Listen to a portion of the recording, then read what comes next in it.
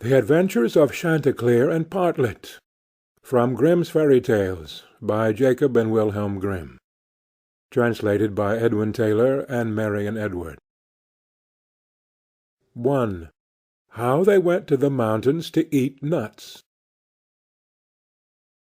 "The nuts are quite ripe now," said Chanticleer to his wife Partlet. "Suppose we go together to the mountains, and eat as many as we can before the squirrel takes them all away."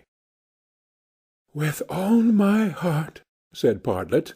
"Let us go and make a holiday of it together." So they went to the mountains, and as it was a lovely day, they stayed there till the evening. Now, whether it was that they had eaten so many nuts that they could not walk, or whether they were lazy and would not, I do not know. However, they took it into their heads that it did not become them to go home on foot. So Chanticleer began to build a little carriage of nutshells, and when it was finished, Partlet jumped into it and sat down, and bid Chanticleer harness himself to it and draw her home. "That's a good joke," said Chanticleer. "No, that will never do. I would rather by half walk home. I'll sit on the box and be coachman, if you like, but I'll not draw." While this was passing, a duck came quacking up, and cried out, "You thieving vagabonds, what business have you in my grounds? I give it you well for your insolence." And upon that she fell upon Chanticleer most lustily. But Chanticleer was no coward, and returned the duck's blows with his sharp spurs so fiercely that she soon began to cry out for mercy, which was only granted her upon condition that she would draw the carriage home for them. This she agreed to do, and Chanticleer got upon the box and drove, crying, "Now, duck, get on as fast as you can." And away they went, at a pretty good pace. After they had travelled along a little way, they met a needle and a pin walking together along the road, and the needle cried out, "Stop, stop!" and said it was so dark that they could hardly find their way, and such dirty walking they could not get on at all. He told them that he and his friend the pin had been at a public-house a few miles off, and had sat drinking till they had forgotten how late it was. He begged, therefore, that the travellers would be so kind as to give them a lift in their carriage. Chanticleer, observing that they were but thin fellows, and not likely to take up much room, told them they might ride, but made them promise not to dirty the wheels of the carriage in getting in, nor to tread upon Partlet's toes. Late at night they arrived at an inn, and as it was bad travelling in the dark, and the duck seemed much tired, and waddled about a good deal from one side to the other, they made up their minds to fix their quarters there. But the landlord at first was unwilling, and said his house was full, thinking they might not be very respectable company. However, they spoke civilly to him, and gave him the egg which Partlet had laid by the way, and said they would give him the duck, who was in the habit of laying one every day. So at last he let them come in, and they bespoke a handsome supper, and spent the evening very jollily. Early in the morning, before it was quite light, and when nobody was stirring in the inn, Chanticleer awakened his wife, and, fetching the egg, they pecked a hole in it, ate it up, and threw the shells into the fireplace. They then went to the pin and needle, who were fast asleep, and seizing them by the heads, stuck one into the landlord's easy-chair, and the other into his handkerchief, and having done this, they crept away as softly as possible. However, the duck, who slept in the open air in the yard, heard them coming, and jumping into the brook which ran close by the inn, soon swam out of their reach. An hour or two afterwards the landlord got up and took his handkerchief to wipe his face, but the pin ran into him and pricked him. Then he walked into the kitchen to light his pipe at the fire, but when he stirred it up the egg-shells flew into his eyes, and almost blinded him. "Bless me," said he, all the world seems to have a design against my head this morning." And so saying, he threw himself sulkily into his easy-chair. But, oh dear, the needle ran into him, and this time the pain was not in his head. He now flew into a very great passion, and suspecting the company who had come in the night before, he went to look after them, but they were all off. So he swore that he never again would take in such a troop of vagabonds, who ate a great deal, paid no reckoning, and gave him nothing for his trouble but their apish tricks. 2. How Chanticleer and Partlet went to visit Mr. Corbus.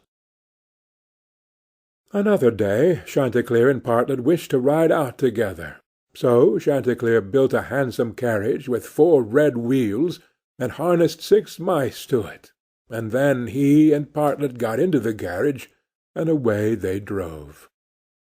Soon afterwards a cat met them, and said, "Where are you going?" And Chanticleer replied, "All on our way a visit to pay to Mr. Corbus the fox to-day." Then the cat said, "Take me with you." Chanticleer said, "With all my heart. Get up behind, and be sure you do not fall off. Take care of this handsome coach of mine, nor dirty my pretty red wheels so fine. Now, mice, be ready, and wheels, run steady, for we are going a visit to pay to Mr. Corbus the fox to-day."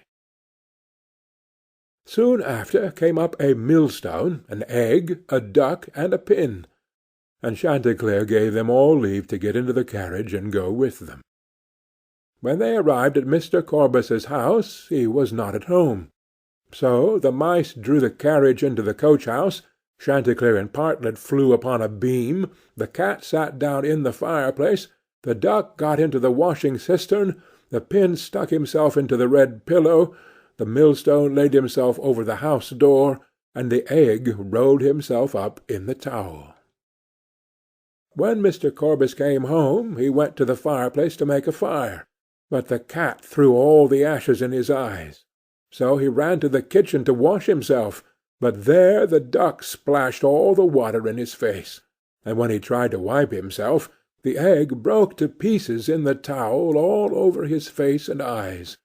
Then he was very angry, and went without his supper to bed. But when he laid his head on the pillow, the pin ran into his cheek. At this he became quite furious, and jumping up would have run out of the house, but when he came to the door the millstone fell down on his head and killed him on the spot. 3. How Partlet died and was buried, and how Chanticleer died of grief. Another day Chanticleer and Partlet agreed to go again to the mountains to eat nuts, and it was settled that all the nuts which they found should be shared equally between them. Now Partlet found a very large nut, but she said nothing about it to Chanticleer, and kept it all to herself. However, it was so big that she could not swallow it, and it stuck in her throat. Then she was in a great fright, and cried out to Chanticleer, "Pray run as fast as you can, and fetch me some water, or I shall be choked." Chanticleer ran as fast as he could to the river, and said, "River, give me some water, for Partlet lies in the mountain, and will be choked by a great nut." The river said, "Run first to the bride, and ask her for a silken cord to draw up the water." Chanticleer ran to the bride, and said, "Bride, you must give me a silken cord, for then the river will give me water, and the water I will give to Partlet, who lies on the mountain, and will be choked by a great nut." But the bride said, "Run first, and bring me my garland that is hanging on a willow in the garden." Then Chanticleer ran to the garden, and took the garland from the bough where it hung, and brought it to the bride, and then the bride gave him the silken cord, and he took the silken cord to the river, and the river gave him water, and he carried the water to Partlet. But in the meantime she was choked by the great nut, and lay quite dead, and never moved any more. Then Chanticleer was very sorry, and cried bitterly, and all the beasts came and wept with him over poor Partlet, and 6 mice built a little hearse to carry her to her grave, and when it was ready they harnessed themselves before it, and Chanticleer drove them. On the way they met the fox. "Where are you going, Chanticleer?" said he. "To bury my Partlet," said the other. "May I go with you?" said the fox. "Yes, but you must get up behind, or my horses will not be able to draw you." Then the fox got up behind, and presently the wolf, the bear, the goat, and all the beasts of the wood came and climbed upon the hearse. So on they went, till they came to a rapid stream. "How shall we get over?" said Chanticleer. Then said a straw, "I will lay myself across, and you may pass over upon me." But as the mice were going over, the straw slipped away and fell into the water, and the 6 mice all fell in and were drowned. What was to be done? Then a large log of wood came and said, "I am big enough. I will lay myself across the stream, and you shall pass over upon me."